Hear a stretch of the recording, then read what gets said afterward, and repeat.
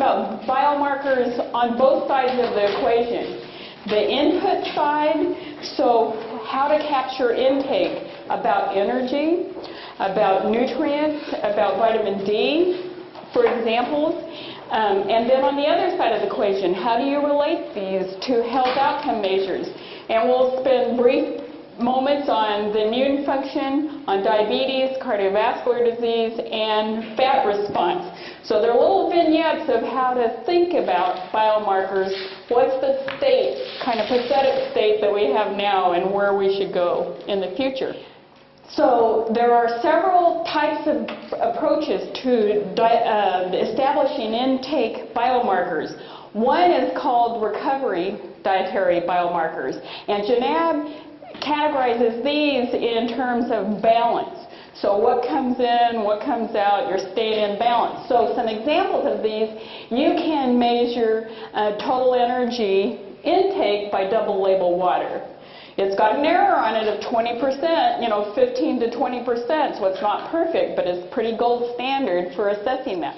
Identification of new dietary biomarkers, there's a lot of effort in that field. The omics, like nutrition metabolomics, there's a lot of profiling going on to say, can we characterize something with NMR or some sort of mass spec and find a biomarker that relates to intake of some sort? Because if you can get these objective measures, you're a step ahead of trying to get people to tell you accurately what they consume. So let's start with energy as the first intake biomarker.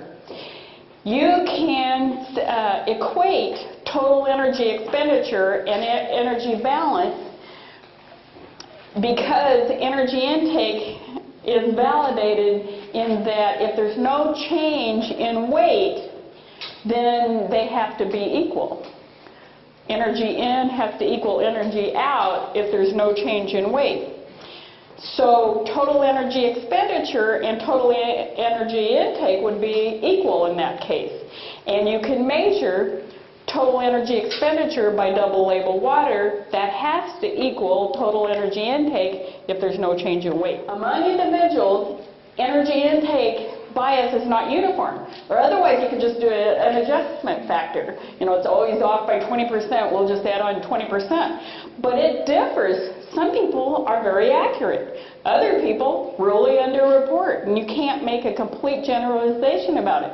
So it's greater amount and prevalence of underreporting with increasing weight status, that kind of generally.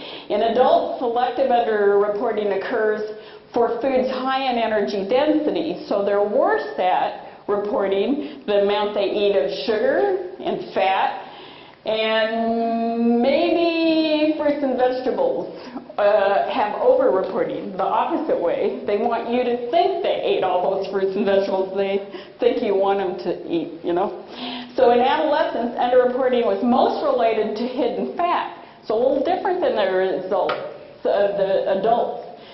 Mostly, they didn't recognize the fat in their diet. Vitamin D status, we talked about a lot on the first lecture, and so just a brief summary. Serum 25-hydroxyvitamin D gives you accumulated status of what comes in from the diet and sunshine. So that's wonderful that, to have a biomarker like that. Even though we talked about assay problems and whatnot, at least you have a shot at a good biomarker compared to most of the nutrients. For nutrients that I care about, like calcium in particular, that's homeostatically regulated, serum calcium is terrible. It's useless as a biomarker because your diet's low in calcium, the blood just stays at a constant level by drawing it from the bones, so it gives you no help to determine status. And there's too many nutrients like that where you don't really have good status markers. Now we're going to move into a whole different area, and that's fat response. So Rick Mattis in my department does fat response the way other people do serum glucose response. And he has tested a variety of fat sources. So the orange is no oral stimulation, the cracker vehicle in pink, non-fat cream cheese, and cream cheese that would have fat plus the cracker. So this triglyceride response in the serum reflects actual fat in the mouth. Well, the interesting thing about his study is none of these products were swallowed. So they all swallowed a capsule containing a certain amount of fat in their diet. But this shows you the cephalic phase response by just having it in the oral cavity of your mouth. So they put it in and spit it out. So these triglycerides are not coming from the product that was consumed, but elsewhere in the body to put it into the serum because of cephalic phase response. We have two liquids. The thing you're going to drink is this fruity flavored liquid that's red, and when you swallow it and it goes in your stomach, it's going to mix with the stomach contents and it'll be a liquid. And that's what's going to happen when you swallow it. Just like that.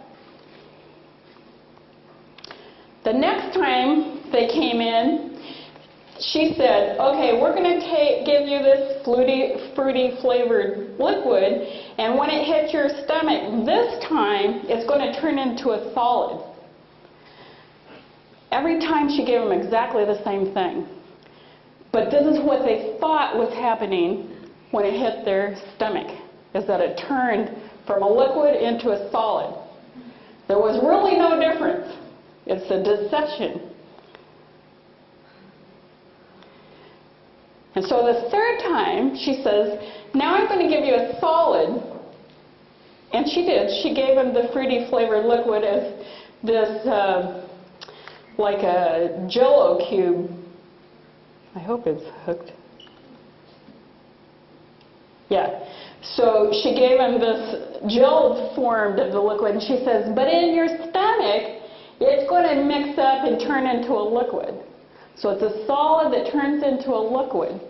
And then the fourth time, she gave him a solid, which was made of the same stuff, and she said, this time, when you put it in your stomach, it's going to stay a solid. It's not going to dissolve into a liquid. Just like that. Future needs. Good biomarkers are the most needed tool in research related to diet and health. Current biomarkers for intake and health outcome measures range from weak to modestly good. Even the better ones need validated for the most part. So you have lots to do in your future.